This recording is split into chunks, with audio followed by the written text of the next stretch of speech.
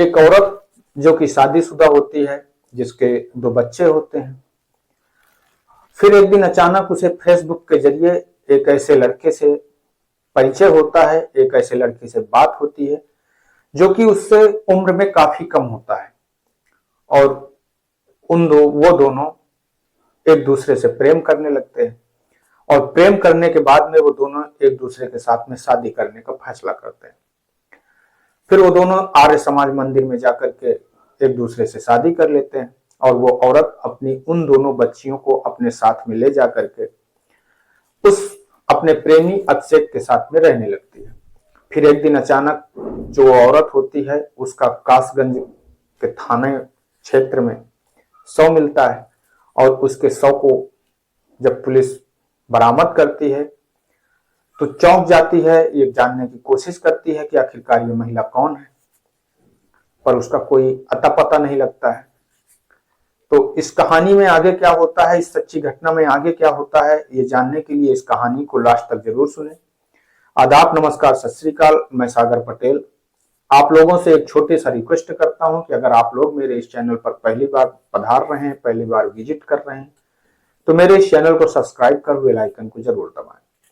और अगर आप लोगों को यह सच्ची घटना अच्छी लगे, ये सच्ची कहानी अच्छी लगे, तो इस कहानी को एक लाइक कर शेयर जरूर करें।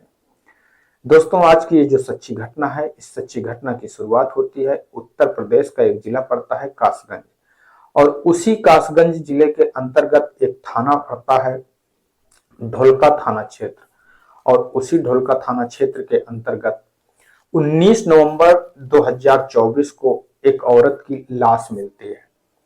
लोग जब उस लाश को देखते हैं, उस डेड बॉडी को देखते हैं, तो देख करके परेशान हो जाते हैं। वहां पर काफी भीड़ इकट्ठा हो जाती है। फिर उसी भीड़ के माध्यम से पुलिस को यह सूचना दी जाती है कि आखिरकार यहाँ पर एक महिला की लाश पड़ी हुई है। पुलिस को जैसे ही ये सूचना मिलती है, तत्काल पुलिस मौके पर पहुंचती है। अब मौके में पहुंचने के बाद में पुलिस उस महिला की शिनाख्त करने की कोशिश करती है कि आखिरकार ये महिला कौन है, ये औरत कौन है, किसके घर की है। पर जो महिला होती है उसकी कोई जानकारी नहीं होती। अब पुलिस उस लाश के, उस डेड बॉडी के कुछ पोस्टर छपवाती है, जिससे कि आखिरकार लोगों को यह पता चल सके, दूर दूर तक ये बात पहुंचाई जा सके कि ये डेड बॉडी किसकी है, किसके जान पहचान की है। और उन पोस्टरों को रेलवे स्टेशन, बस स्टॉप ऐसी जगहों पर लगाया जाता है। अब जब एक दिन पुलिस से एक व्यक्ति संपर्क करता है, जो कि वो उत्तराखंड के उधमपुर जिले का रहने वाला एक व्यक्ति राजकुमार, वो पुलिस से संपर्क करता है और वो कहता है कि साहब, ये जो पोस्टर है, ये मेरी बेटी बबीता देवी की लाश है। अब पुलिस ये सुनकर के चौंक जाती है। अब उससे जानकारी करने की कोशिश करती है कि ये जो आपकी बेटी बबीता देवी है, ये यहाँ पर कैसे और किसके साथ में रह रही थी। तो बताता है कि साहब, जो मेरी बेटी है बबीता देवी है, पहले से शादीशुदा थी, इसके 2 बच्चियां थी, पर ये फेसबुक के जरिए इसको अपने से एक लड़के से प्यार हो जाता है, जिसकी उम्र भी इससे काफी कम होती है, और फिर ये दोनों आपस में शादी करने का फैसला करते हैं। 2021 में ये दोनों आर्य समाज मंदिर में अपनी शादी कर लेते हैं। अब जो बबीता देवी होती है, वो अपनी दोनों बच्चियों को अपने साथ में लेकर के वो अभिषेक के साथ, अपने पति के साथ रहने लगती है। हमारे परिवार में इस बात को लेकर के किसी को कोई दिक्कत नहीं होती है, पूरा परिवार पूरी तरह से खुश होता है। अब साहब इसके बाद में क्या हुआ क्या नहीं, इसकी जानकारी हमें नहीं है।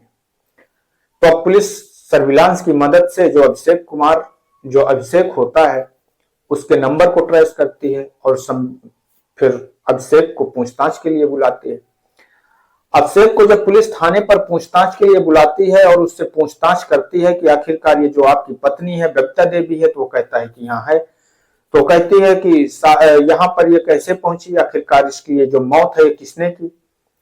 तो कहता है कि साहब, हमें इस बारे में कुछ नहीं पता है। तो पुलिस उससे सख्ती से पूछताछ करने लगती है, और जब पुलिस अभिषेक से सख्ती से पूछताछ करती है, तो जो अभिषेक होता है वो कुछ ही पलों में टूट जाता है, और टूट जाने के बाद में वो जो पुलिस को कहानी बताता है, जो पुलिस को सत्यता बताता है, उसको सुन करके पुलिस वाले भी हैरान हो जाते हैं, परेशान होने लगते हैं कि आखिरकार कैसे एक पति एक औरत को इतनी निर्मम तरीके से उसकी हत्या कर सकता है। वो बताता है कि साहब, जो बबीता देवी है, हमने इसके साथ में 2021 में हम दोनों को फेसबुक के जरिए प्यार हुआ।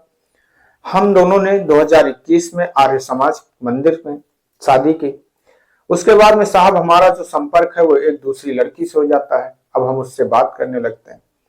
ये बात कहीं न कहीं बबीता देवी को पता चल जाती है और बबीता देवी अब इसका विरोध करने लगती है। हम बबीता देवी को बहुत समझाने की कोशिश करते हैं, पर जो बबीता देवी है वो इस बात को मानने के लिए तैयार ही नहीं होती है। साहब एक दिन हमें गुस्सा आ जाता है और उसी गुस्से में हम बबीता देवी का कत्ल कर देते हैं। दरअसल वो बताता है कि 18 नवंबर 2024 को वो बबीता देवी को गला दबा करके उसकी हत्या कर देता है और हत्या करने के बाद में वो उसके शव को जो है ईंट और पत्थरों से काफी कुचलने की कोशिश करता है और उसके शव को फिर ढोलना थाना क्षेत्र के अंतर्गत फेंक करके चला जाता है। अब पुलिस उससे ये पूछती है कि आखिरकार ये तो बबीता देवी है, पर जो इनकी दो बच्चियां थी उन बच्चियों का क्या हुआ? तो वो बताता है कि साहब वो जो 18 नवंबर 2024 को वो बबीता देवी की हत्या करता है और उसके बाद में वो 19 नवंबर 2024 को एक ब्रेजा गाड़ी लेता है और उस ब्रेजा गाड़ी में उन दोनों बच्चियों को अपने साथ में बैठाता है और उनसे कहता है कि चलिए हम लोग कहीं घूमने चलते हैं। वो बच्चियां अपने उस सौतेले पिता के साथ में, अभिषेक के साथ में घूमने के लिए बैठ जाती हैं और बैठने के बाद में वो उसके साथ घूमने के लिए निकल पड़ती हैं और जैसे ही वो कुछ दूरी पर जाता है उन दोनों बच्चियों का सौ दबा करके उनकी हत्या कर देता है और हत्या करने के बाद में वो कासगंज इलाके के ही अलग अलग थाने क्षेत्र के अंतर्गत उन दोनों बच्चियों को फेंक देता है, उनके शवों को फेंक देता है। अब पुलिस उस अभिषेक और उसकी प्रेमिका की निशानदेही पर उन दोनों बच्चियों के जो शव होते हैं उनको भी बरामद कर लेती है और पुलिस फिर उन दोनों को गिरफ्तार करके जेल भेज देती है। तो दोस्तों, इस कहानी को सुनाने का उद्देश्य किसी को ठेस पहुंचाना नहीं है, किसी को दुख पहुंचाना नहीं है, बल्कि आप लोगों को सजग करना है, सतर्क करना है। मैं आपका दोस्त सागर पटेल इन्हीं शब्दों के साथ में आपसे विदा लेंगे। कल फिर मिलेंगे किसी एक नई कहानी के साथ में, किसी एक नई सच्ची घटना के साथ में। तब तक के लिए नमस्कार, जय हिंद, जय भारत।